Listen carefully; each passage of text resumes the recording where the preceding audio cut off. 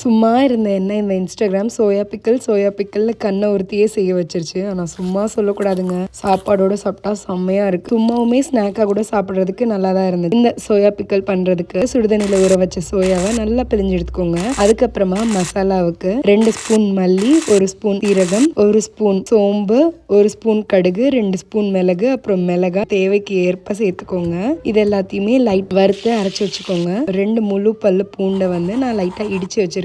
எண்ணெய் சூடான உடனேயே நம்ம எடுத்து வச்சிருக்கிற சோயா எல்லாம் நல்லா ப்ரௌனா கலர் மாறுற வரைக்கும் ஃப்ரை பண்ணிக்கோங்க. அது கூடயே கொஞ்சமா வேர்க்கடலையும் ஃப்ரை பண்ணிட்டு இப்போ நம்ம இடிச்சு வச்ச பூண்டு, 3 பச்சை மிளகாய், கொஞ்சமா இஞ்சி வந்து நல்லா வறுத்து எடுத்துக்கோங்க. இப்போ ஒரு பவுல்ல ஃப்ரை பண்ணது எல்லாத்தையுமே போட்டு கூட கொஞ்சமா உப்பு, மிளகாத்தூள், நம்ம அரைச்ச மசாலா, அப்புறம் ஒரு 4-5 சொட்டு லெமன் ஜூஸ், நம்ம வறுக்கிறதுக்காக எடுத்து வச்ச ஆயிலே ஒரு 2 ஸ்பூன் ஊற்றி நல்லா கலந்துட்டோம்னா டேஸ்டியான சோயா பிக்கல் ரெடி. அருமையாக சுவை